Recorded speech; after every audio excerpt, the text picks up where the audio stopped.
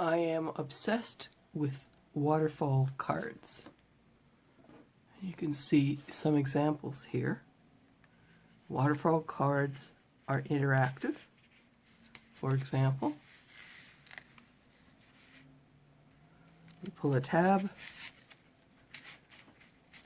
and you create a message or pictures or animation, whatever you want. My obsession is because I had a choice between a magazine instruction so I can do it manually by cutting things out and measuring, or buying a die. Same choice that you have. But it's all straight edges. So why should I buy a die? It seemed to me to be more sensible to try and do it manually, cutting it out, measuring it, and constructing it.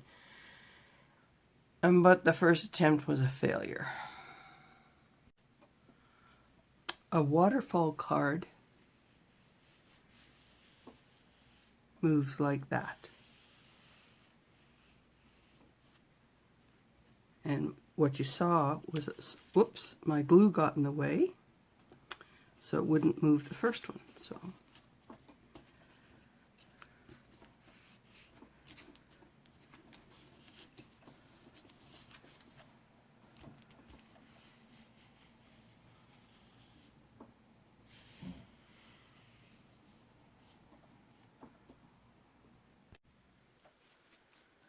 the first attempt was a failure because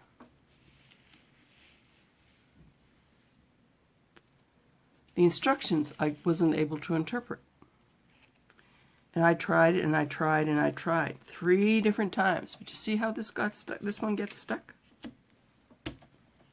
That was part of my problem. The mechanism stuck. So I had to figure out what I was doing wrong. And when I finally figured out what I was doing wrong and how to do it correctly without a die, I realized I'm probably not the only one who needs some help. So this is why I did this video.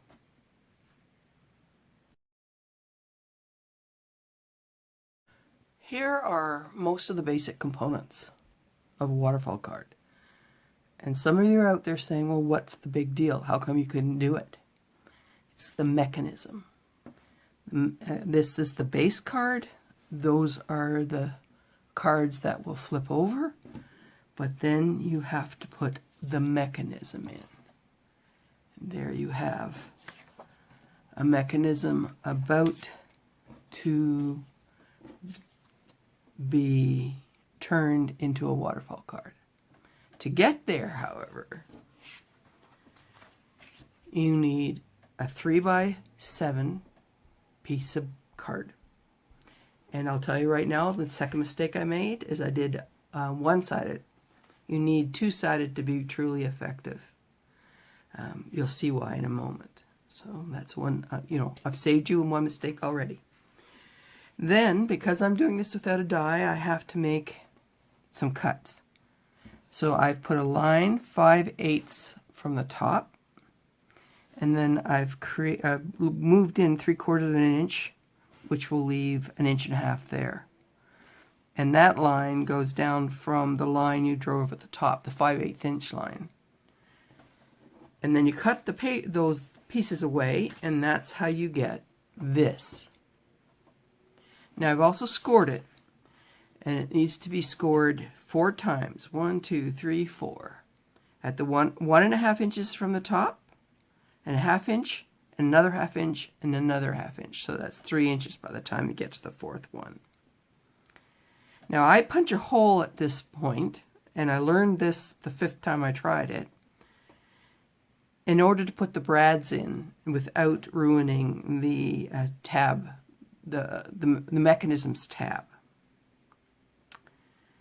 So here's where the challenge came. What I didn't understand was how to fold this now that I have it scored so the mechanism worked.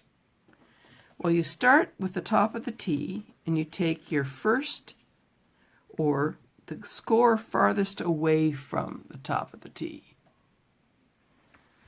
and then fold all the other folds in the same direction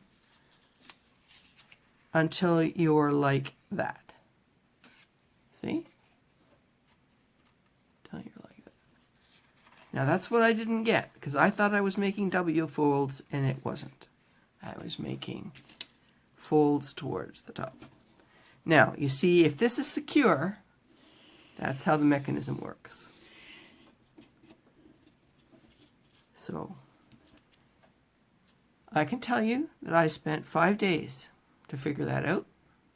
So I hope I've saved you 5 days of hard work from when making your own waterfall card. Thanks for tuning in, and my name's Priska.